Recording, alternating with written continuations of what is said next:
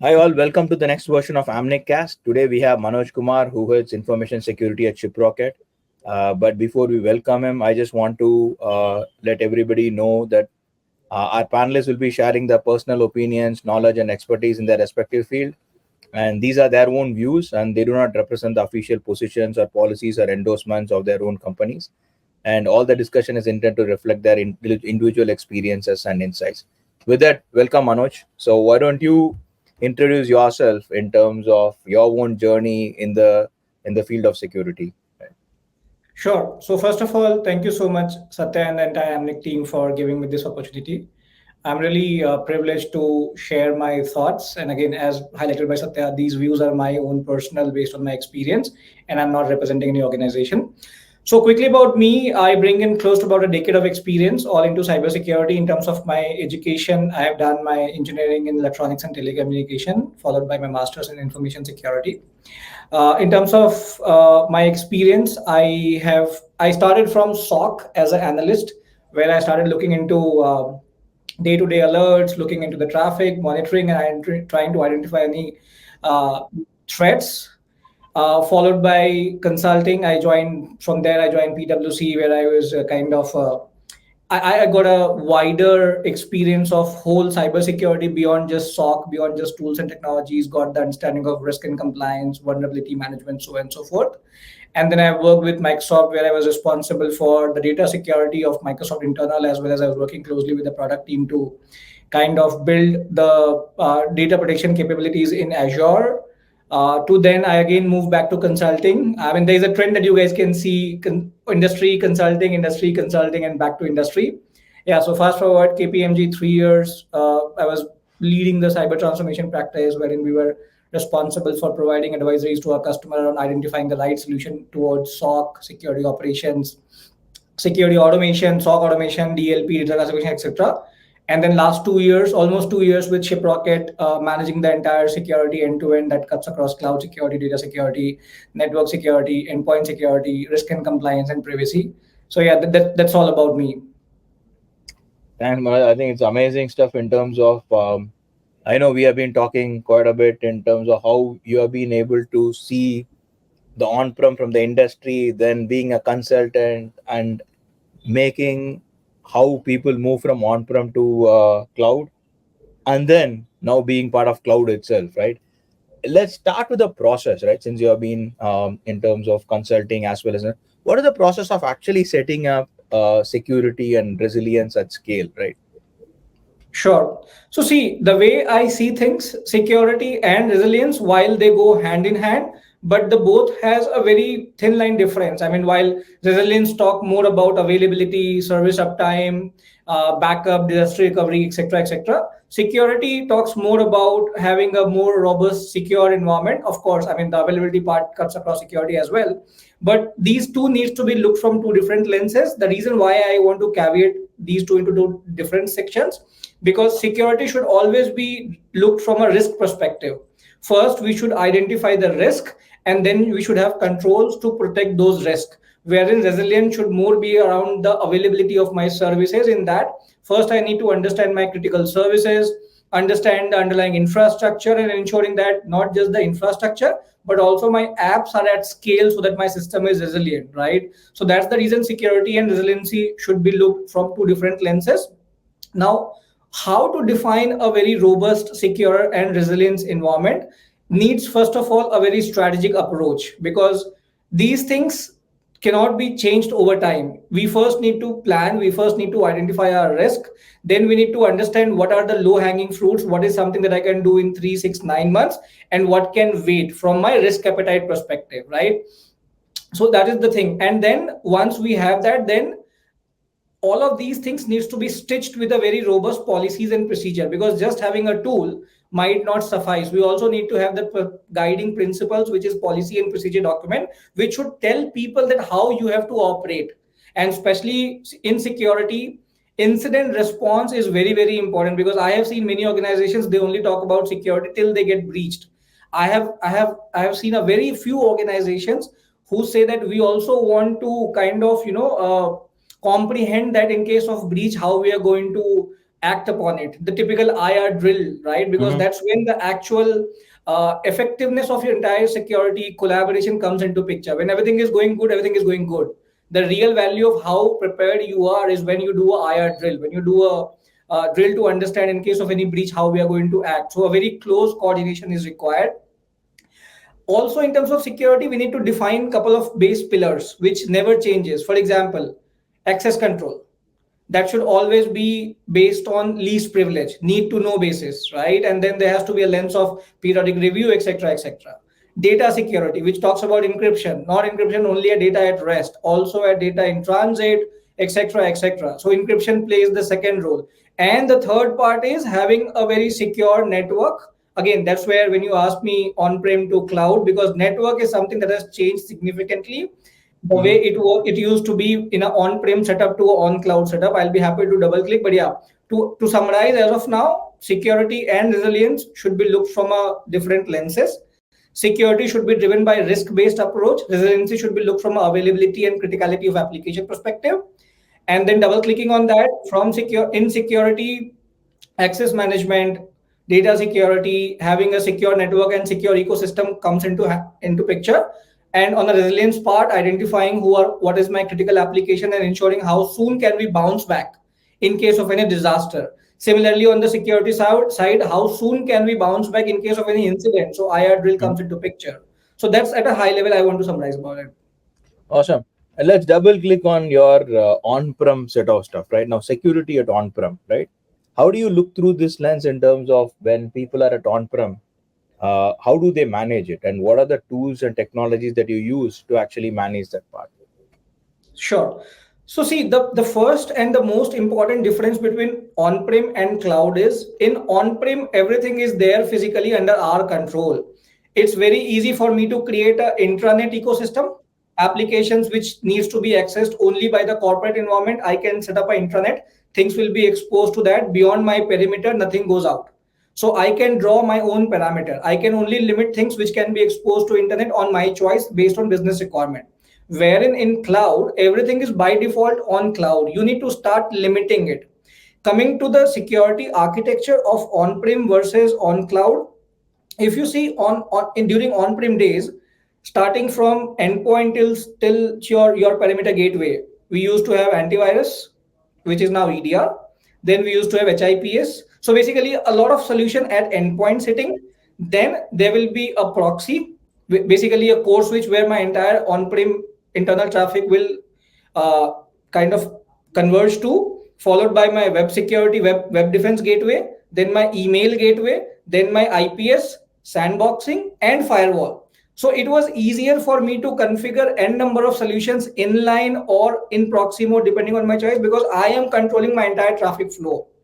Everything is controlled via us, and I can only expose what I want to expose or host on internet.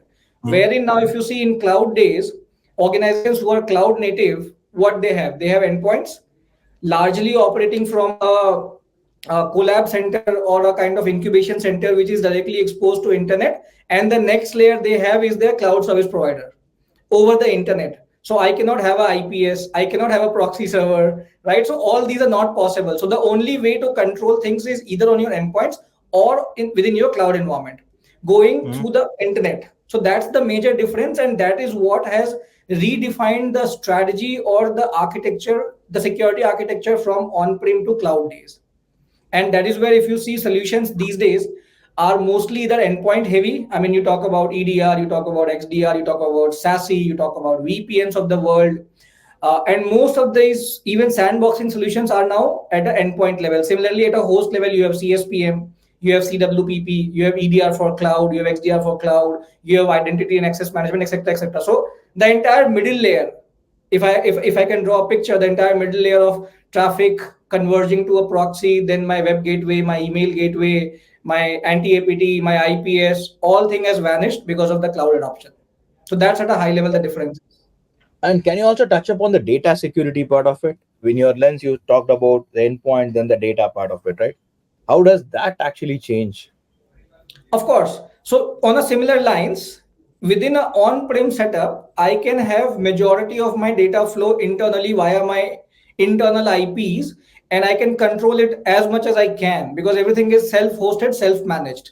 But in the new modern age of cloud adoption, even from my own on-prem, as in my own endpoints, to my own cloud environment, data is flowing via the internet. That is where, if you see, everything has moved to API, and API security has become paramount importance, because even if it is my endpoint to my cloud uh, account, but it is flowing through internet. So API security has come into picture, and that is where lots of focus is on API security. It is not only around authorization, authentication, but also around monitoring the API uses. Because if one API is abused or one API is exploited, there is direct backdoor to your entire system. Yeah, yeah, yeah. Yeah. So at a scale, right, when you manage it on a day-to-day stuff, now that you are on the cloud and managing it at scale, what are the top three things that you check for, right, in terms of, hey, what is the health of it, how am I doing, how do you keep track of all these things? Sure. So for me, the most important piece is my cloud security, because Mhm. my entire asset, be it my source code, which is our IP, be it our customer data, which is PII, value, etc., that is also there. And even for the availability of my services, that is also on cloud. So cloud security is the first and most important piece. And we give a lot of importance. We have controls around cloud to detect any configuration change which might lead to any security threat in real time. We have implemented CSPM solution, and we have a dedicated team internally who keeps an eye on all small configuration changes which might lead to any security kind of risk. Say for example, if anyone changes security group of any of my kind of cloud infrastructure, if anyone, say for example, exposes my private repo to public repo, right? So any Mhm. of those things, even from a VPC configuration perspective, we have rules by which we can identify in almost real time that whenever there is a 0 0 configuration done, okay, Mhm. so we have real time monitoring and protection going for my cloud environment. That is how I am kind of controlling my perimeter around the cloud portion, cloud Mhm. security. Mhm. Then around the cloud resources, which is my servers, we have at an endpoint level, we have implemented CWPP, which basically takes care of all OS plus my container level security, what processes is running, because no one is 100% secure. Say in case, with all protection at the perimeter, in case someone manages to barge in, we also need to keep an eye on the endpoint level. So that is Yeah. where we are monitoring processes, we are monitoring the behavior of my EC tools, my EKS, my ECS kind of thing. Even after that, we have also implemented controls like encryption at rest, especially around the PIIs. So everything has been taken with the same principle of defense and depth that we used to follow earlier. That is on the cloud side. Now, coming on the endpoint side, what we have done is we have ensured that any connection to our cloud environment is either via our corporate network or via VPN. And All right. whenever someone is coming from VPN, 2FA is mandatory, right? Mhm. Similarly, other controls on endpoints like EDR is there, access control is there. We have a device management, MDM kind of stuff for all our remote users and everyone. So again, as I said before, cloud and endpoint, these are the only two places where we can control things. And from a prioritization perspective, my full focus first goes on cloud, and then equal priority come for my endpoints as well. And we have a 24/7 monitoring team who keeps an eye on both the places, and at any point in time, if they see any malicious behavior, we take action around that. And you talked about code, you talked about like containers, like have you deployed all the tools, or you have also written some of your own tools? Like you talked about real-time VPC changes kind of stuff, right? Like uh, how does that work? Like you have deployed a lot of tools around it, like CSPM, CNAP, those kind of stuff, or? So being a startup, and more than the budget, our principle is security works very seamlessly when it is integrated with our other ecosystem, you know. Mhm. And being a startup, a lot of stuff is homegrown.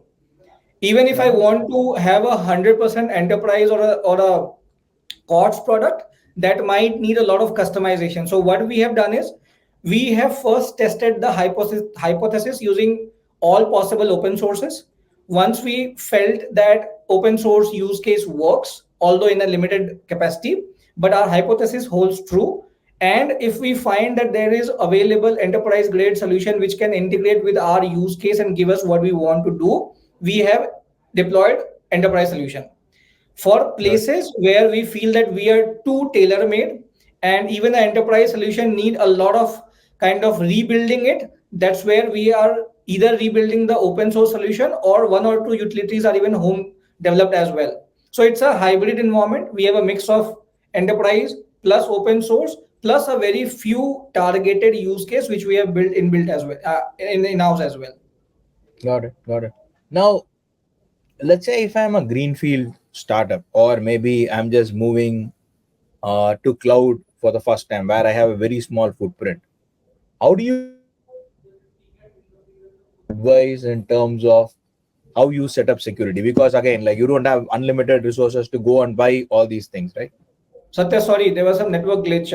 I missed you for 2-3 seconds. Can you Oh please no, repeat so it? sorry. I was asking about, like, if it's a greenfield startup, right? They don't have unlimited resources to go and deploy so many things, right? Like, but security is still mandated, because like I have seen instances where your security gets breached, and then like people are mining bitcoins, or like GPUs are today, like you just run GPUs for a few hours, and then suddenly you notice only on the bill that it has increased by $10,000, right?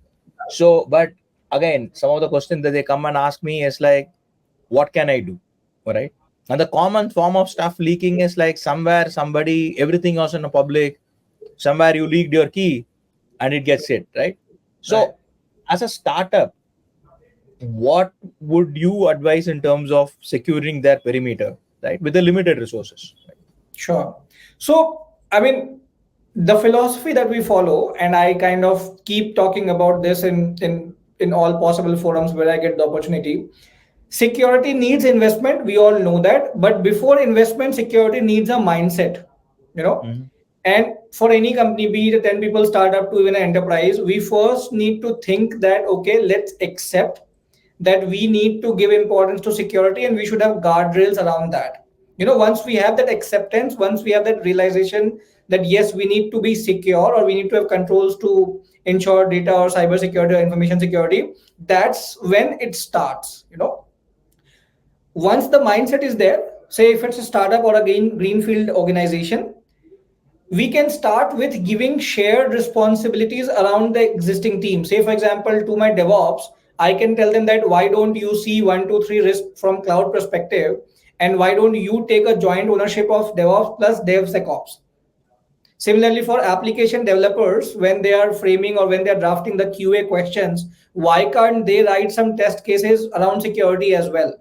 Right? Mhm. So, and that will also bring a level of, I would say, a matrix or a lens which can give a visibility to the management saying, if with this team, with this resources and open source platforms, if we are able to identify X number of vulnerabilities or misconfigurations in last 1, 2 months, I think it's high time for us to now have a dedicated resource team or platform to kind of look from a full-time security thing. So I think that should be the bare minimum that should start on day zero. Okay, Got it, got it. once we have a dedicated bandwidth in terms of people and all, then probably they can start using most of the open source, because in today's era, if you see for any use case or for any enterprise solution, there is a, if not exact 100%, for sure not exact 100%, but yeah, almost to a certain extent there is an open source which we can play with, right? Yeah, So this yeah. dedicated team can start validating the same hypothesis using open source platform. Keep an eye, do a monitoring for 1 to 3 months, create data points, go to management, say in last 3 months using ABC tool, which is an open source CSPM. If we have identified that we are doing repeat mistake of, say, for example, we are not following a hardening principle for my OS. Say, for example, my VPCs don't have consistent configuration. Say my users, my admin users don't have MFA enabled, even though we fixed it once last month, but still we are seeing the same error or misconfigurations again and again. So those data points will also help the team plus the management to realize that yes, it's high time for us to now, because see, finding something again and again and fixing is not just a waste of time, but it is also waste of resource. Imagine if every month I'm fixing the same known issues. If we would have fixed it on the left shift approach, we would have used this time of the team in doing something creative. Maybe the same DevOps team can work on CI/CD pipeline, doing templatization rather than fixing the known bugs, right? So that is when these data can help even to management to take a call, then yes, it's high time. And they can also kind of evaluate saying, if I am investing X dollar or X rupees into this tool, this is anyways saving my time, the man month effort, which that is anyways going in the fixing of those things. That is one piece. Second, as any organization gets matured, greenfield starts from zero, right? As the adoption increases, it becomes complicated with day and day to kind of get time downtime or to kind of inform the customer that we are doing some patching, etc., etc. So I think the early adoption of security does help.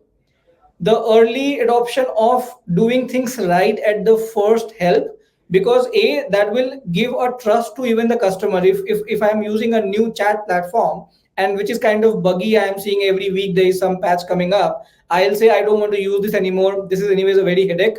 Even if the existing one has one or two feature less, I will use that because that is convenient for me. So it is not only saving time of our people, but that is also giving a wow experience or trust with our customer, which is very important because customer stickiness in these days is very challenging.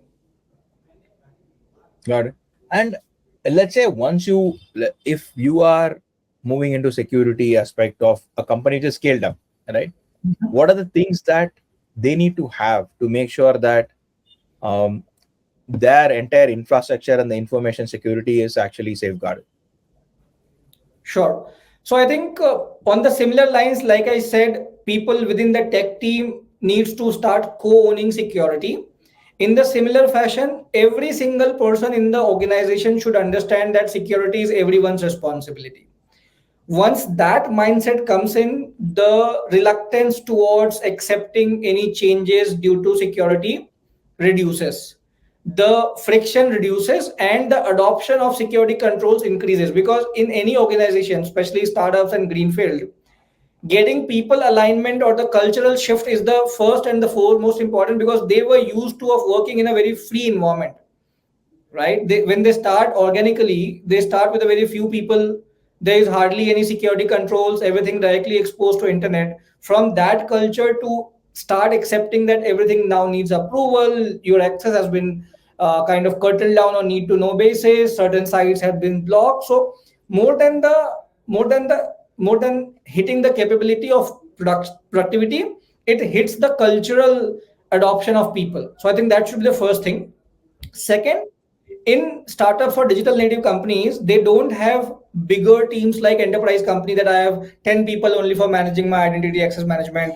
I have 20 people for managing my DevOps. I have 30 people for SOC. So we don't have that liberty. So we need to find a collaborative culture that how all of us can co-own security. And that's what we have done here. That while we have a dedicated InfoSec team, but cloud security is a shared responsibility between InfoSec and DevOps.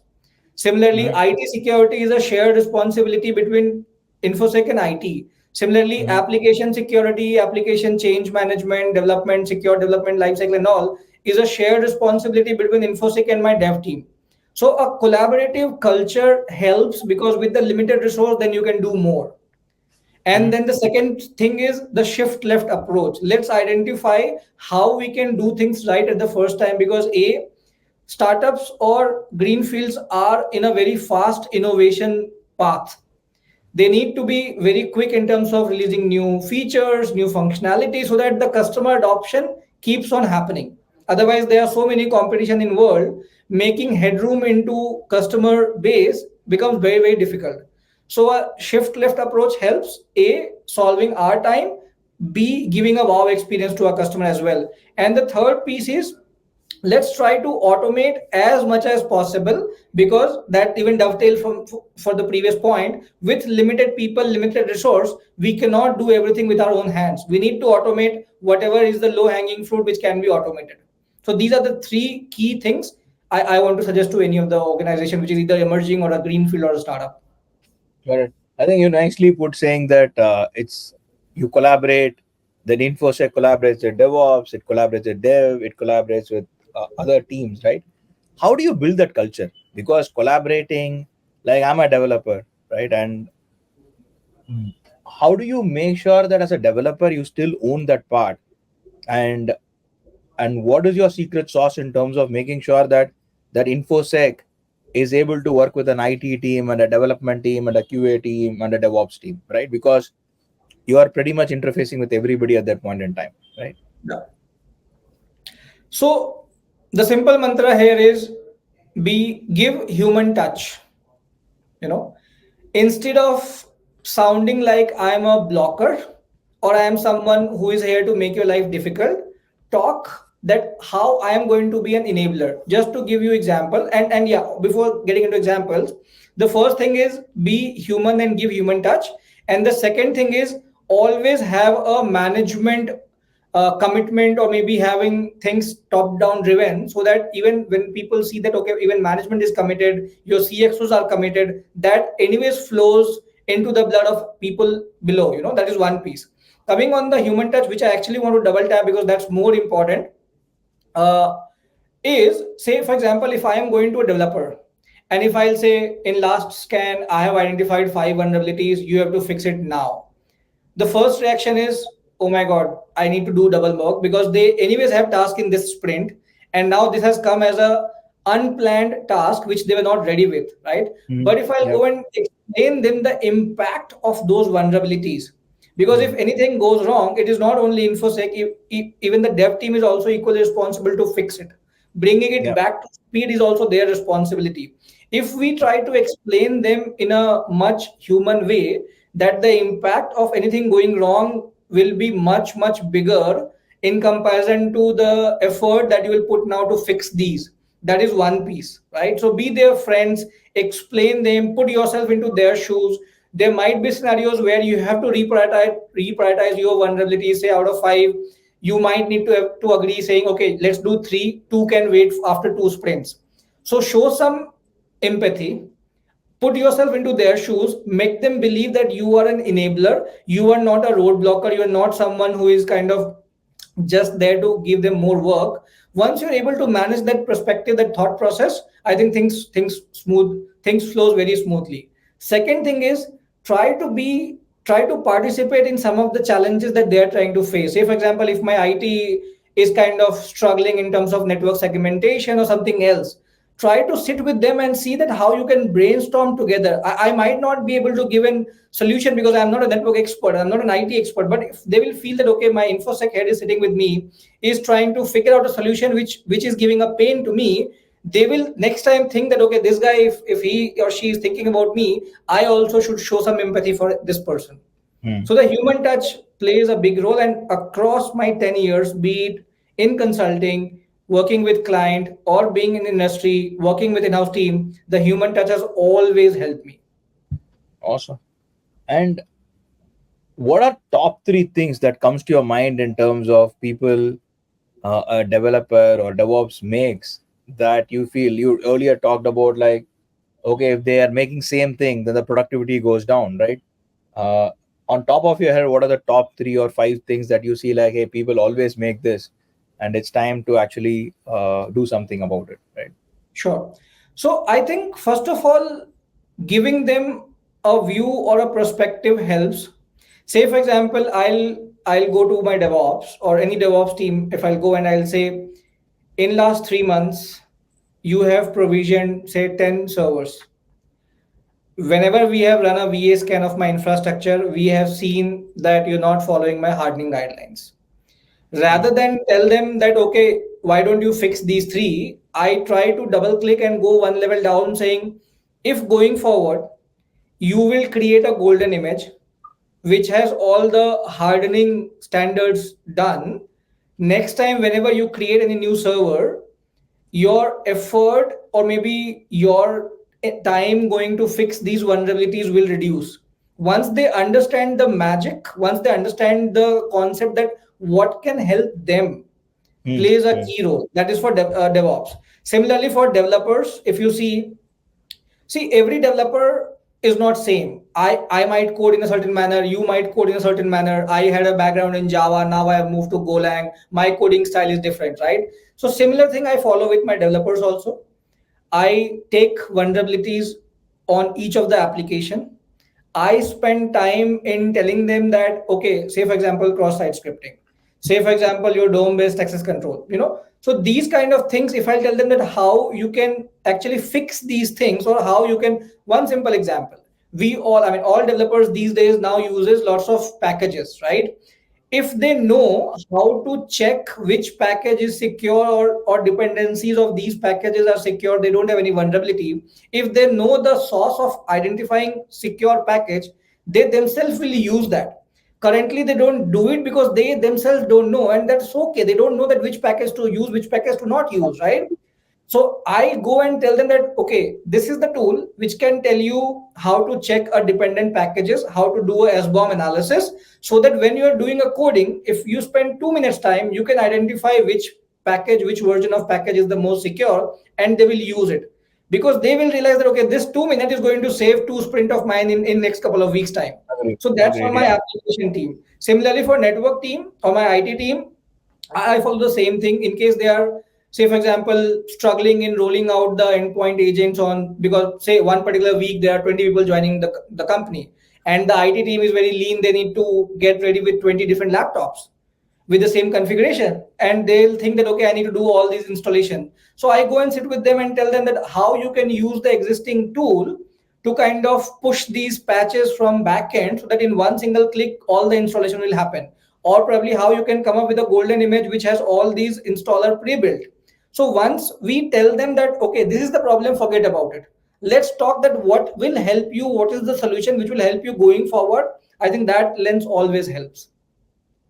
Got it. And it'll be amazing if you can actually share some of these links, and maybe we can actually put it saying, you talked about SBOM analysis, you talked about network, right? Anything that you see that, hey, these are the tools that I use, right, which are open source, that'll be amazing to for anybody who checks it, saying, hey, before I use this, let me run through this tool, right? Uh, Sure. and what are the top three key takeaways that you would want to leave the audience with, who wants to get into information security? So again, repeating on the same three things which I talked earlier. First is having a collaborative approach, and collaboration should not be only limited between tech, like from infosec to DevOps to IT and to my developers, but collaboration should be at the organization level. If every single people, say someone in sales, if they understand the basic hygiene of information security, and if they know that there are very simpler steps, say if they are sharing any commercial proposal to any external partner, right? If they know that it's only one click that I can encrypt my Excel sheet, I can put in a password, it's so easy, they will do that, they will follow that. So the collaboration should not only be limited between tech function, but the collaboration, or the mantra of information security or cyber security is everyone's responsibility, should be in the DNA of each and every employee. So that's the first thing on the collaboration piece. Second, is around automating stuff, and more than automation, there has to be a mechanism from a observability perspective, because nothing is 100% secure. No matter how much preventive controls I have, there is always something which is unknown to us, and that is where a continuous monitoring system comes into picture, the observability part come into picture, that will help us to identify in case anything goes wrong, right? So that's the second thing. And the third piece is identify that how we can practice secure by design, or we also call as left shift approach. That means we are doing things at the doing right at the first time. That will help us to not just save time, but also give a wow experience to our client, and will help overall as organization to kind of use that time in a much more efficient manner. Awesome, Manoj. Thanks a lot. Thanks for all the perspective. Thanks for having like coming on Amnic Cast and sharing your expertise in terms of information security.